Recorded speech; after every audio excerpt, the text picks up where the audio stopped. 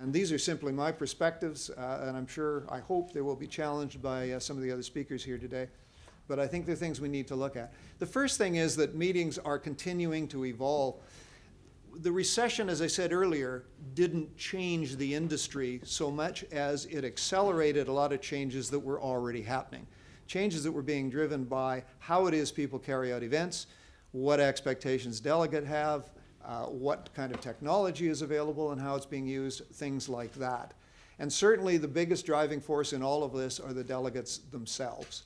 We have a more sophisticated set of delegates now with higher expectations of what they get out of a meeting, and we as an industry need to be responding to that. They've got less time commitment that they're prepared to make.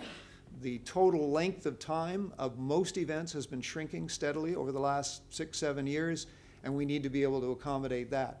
They want more involvement in shaping content, not just in terms of what the topic areas are, but often right down to the details of who the speakers are, what kinds of sessions are taking place. And again, this is new, but it needs to be addressed because that's what the delegates want. I mentioned ROI. Delegates more than ever need to be able to justify why it is they're making the investment, whether it's theirs or their business partner or perhaps their owners, are all wanting to know that they're getting a good return out of the investment they're making in sending that delegate to the conference. And we need to be a part of helping them do that. Another thing we have to come to grips with and be real about is the competition. And here I'm talking about convention center supply keeps increasing.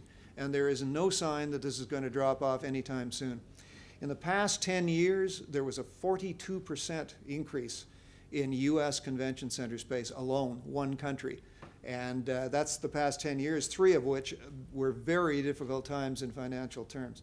There are now in the midst of what for them continues to be the most serious recession they've had to deal with in most of their lifetimes. There are more than 60 major convention center projects ongoing in the U.S. Gives you some idea of the scale. And it's not just the U.S. We've got whole new regions, different parts of the world, different countries who are in the market for the first time and are forming a new part of the competition that more established destinations have been dealing with for a long time. What does it mean? It's a buyer's market. The client has the power now relative to the facilities, and that's simply the way it is, and it's going to continue. The second thing it means is there's simply no place for non-competitive products anymore.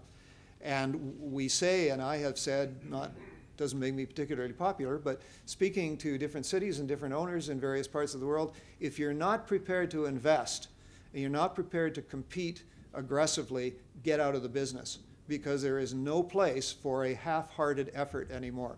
And there's no place for a substandard facility. There's simply too many alternatives available to the clients. And that's a huge factor as well. Incentives, the kinds of things you have to do to induce an event, a major event, to come to your city, to your center, are becoming an established fact of life. Again, it's part of a buyer's market. People have to do whatever they need to do to be able to encourage the business, and often that involves lots of incentives, and we have to learn how to live with that. I mentioned business diversification. The ability of a center to draw on many different markets gives it a level of stability that many people are looking for as well. And then finally, there will be, to varying degrees, a need to revisit the financial equation around a convention center. This used to be easy. When convention centers made money, you would invest in them, they would operate, they would simply make money, and you could forget about them as an owner, as a government. And then you got the bonus, which was the economic benefit coming into the community. Now that balance is changing. And it means that the part of the equation that has to do with the broader economic development and the broader economic benefit and impact of holding a meeting in your city is more important than ever. And a lot of government owners haven't figured that one out yet. And they need to rethink that because that's becoming the reality of the future. Quick graph. This is 180 convention centers worldwide. You will see that 65% of them surveyed only 3 months ago were involved in some form and some level of an expansion. Only 35% were not. And probably those ones that had just finished one, which is why they weren't doing it. I want to talk in my remaining few minutes about 2 quick issues which are related. One is the issue of image. And when I say image, I think the the definition here is that the value of meetings and conventions was challenged in many parts of the world at the height of the recession. At the time, we thought we would be recognized as a big contributor to economic growth and recovery. We were being seen in the US as the classic example as a waste of public money under the TARP funding program there, and as something that had to be really questioned as to its value in the time when everyone was concerned about the economy and where it was going. The big problem was it demonstrated a real lack of understanding, an understanding we hoped was there amongst governments and communities, of the role that centers and the role that this industry plays in economic growth and recovery. The problem we had was the industry simply wasn't prepared to respond to this. We didn't have the data, we didn't have the communications networks for it, and we really didn't have the kind of messaging that would make the point that meetings and conventions are a fundamental part of how business works and how the professions develop. Because of that, again, I'm going to say particularly in the US, the industry got murdered.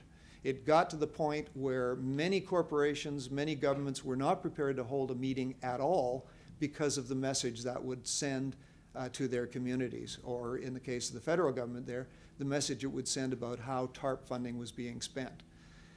The intensity of this varied. US and probably to a slightly lesser extent the UK were the epicenter of this problem. But the fact that it happened so easily really demonstrated it could happen anywhere under similar circumstances. And it demonstrated we had a real job as an industry to do to make people understand what meetings and conventions and exhibitions are really all about and how fundamental. The real value of meetings is not how many hotel rooms you generate, with deepest respect to our hotel associates here today. It's about what those meetings actually achieve, why people go to meetings. People don't go to a meeting to stay in a hotel. They go to a meeting to accomplish something. And what they accomplish is what this industry is all about. Professional development, knowledge transfer, research and product development, business advancement in general terms, technological development, education and innovation. All of these things are the kind of things that are the real reasons people have meetings. And we need to be the leading advocates in pointing that factor out, that we're the solution to the biggest concerns in economic terms that the world is facing today. Meetings, in terms of a city like Montreal, you can fill up all the hotel rooms that you like with your events, but by far and away the most important factor is that these meetings attract the business, professional leaders, the investors, the long-term potential that you want coming into your city. And in that respect, the Palais here in Montreal plays a hugely effective role that isn't even recognized most of the time, and that is it performs the job of an economic development commission. Because economic development commissions are all about figuring out who you want to bring into the community and how to sell them and how to expose them to the opportunities. That is what a convention center does with its major events every day of the week. And yet, most people in the community don't even think of it in those terms, and they have to going forward. Conclusion, mercifully, yes, there were some impacts from the recession. It did reshape the industry to some extent, but the reality was this was an industry that was evolving anyway. A lot of the effects we saw, the balance between corporate and association activity, the revenue impacts were predictable, and they were things we've seen before and we'll see again in the future. But the point is there are long-term impacts, and out of those will come as many opportunities as there are challenges. When things evolve, there are huge opportunities that present themselves. And I think, as always, and this, you could say this about many things, but success in this industry, success for convention centers, success for Montreal, will come out of anticipating what's coming, planning accordingly, having the flexibility to respond to how things are evolving, and making sure you have a very clear idea of what the role and the expectations are of your convention center here, and the kind of broader role it can play in the broadest possible definition of community interest going forward. So that is it for me. Thank you, and I think we move on back to you, Michel.